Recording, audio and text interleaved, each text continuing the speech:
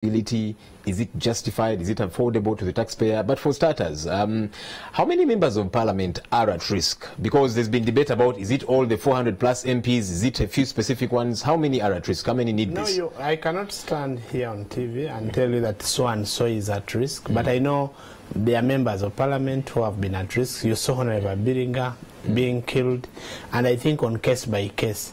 These vehicles that the president proposed are actually vehicles that are going to be owned by the UPDF, not specifically for members of parliament. Because when you remember, the president gave us the 12 solutions that he came up with, the innovations for security in the country when he came to parliament, and those ones take some time to be implemented. So as they are being implemented, we are getting short-term methods of ensuring that Ugandans are safe, of ensuring that public servants are safe, of ensuring that all politicians are safe. All right. So it cuts across. It's not only members of parliament, but we are looking at even the security of other Ugandans. How is that coming through? Because you see, Honorable, before the death of Colonel Ibrahim Abiriga, and God rest his soul in peace, we commiserate with the family, but before his death, several Ugandans died. Women in Wakiso Entebbe were killed. Today we are here to get answers. Muslim clerics, sheikhs, and so on have died.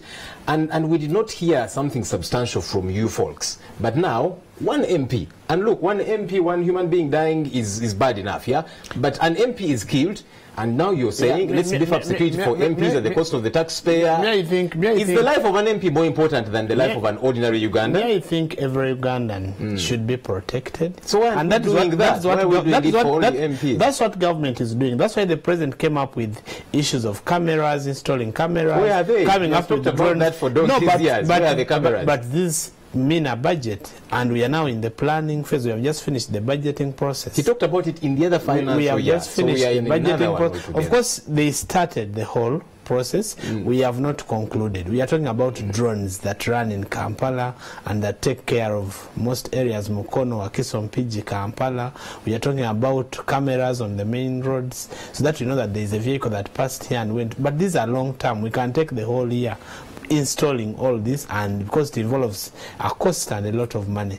But in the short time, these are short term, and the president was very clear in his proposal, because he said we can provide pickups for members of parliament for security, but these pickups will be owned by the UPDF. That's okay. So they are those pickups will go and they will be owned by the UPDF. And even members of parliament, not all the 400, it will be case by case. Solomon may want. How about the ordinary Ugandans who are not politicians, who are not MPs? And this is what we are talking about. This is what we are talking about, the long-term security details. And this is what we are talking about.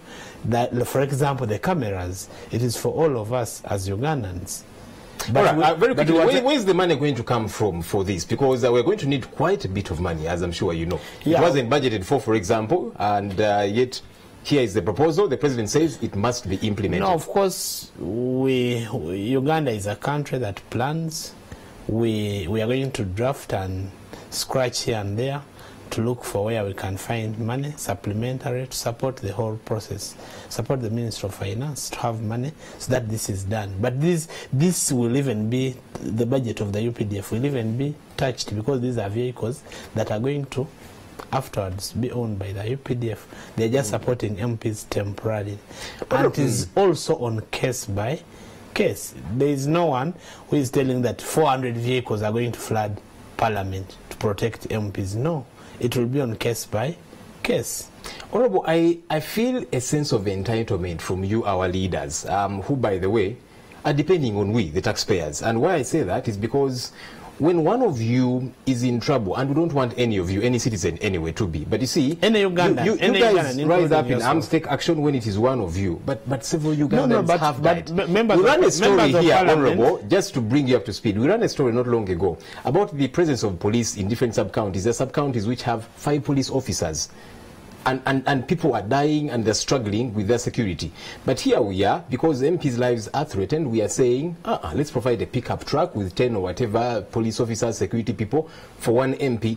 And I'm thinking, why do you guys have a sense of entitlement? And yet you are being parasitic on we, the citizens. I think what you're saying is not right. What is right is that we need security for all Ugandans, and we as members of parliament have been talking about issues of security, and that is why we prompted the president of the country, His Excellency General Yoweri Kaguta Museveni, to come to Parliament to explain, to tell Ugandans the strategies he has as a government, as a president, as the executive, that they're going to handle, how they're going to handle issues of security. And the president was to the point. He came to Parliament with very clear points. He came with 12 points. They were very clear, very neat, and if followed and if implemented, I think the threat will reduce and Ugandans will be safe. Because it is not about total insecurity, it is about criminality.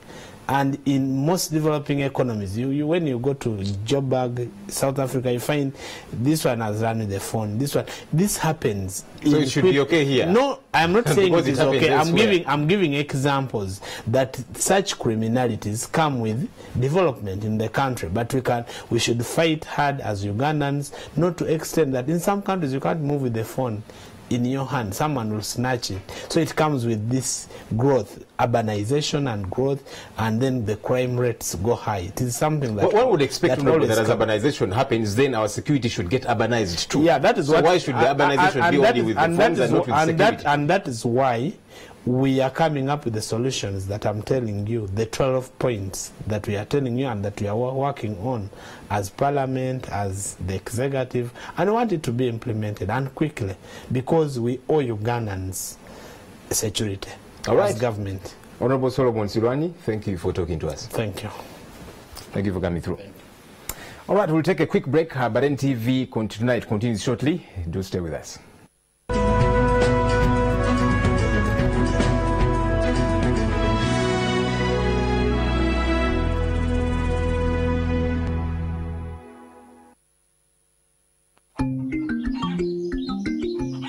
You are welcome to our home. Maria, the food is burning. Aya, I am sorry, my husband. The baby has been disturbing me.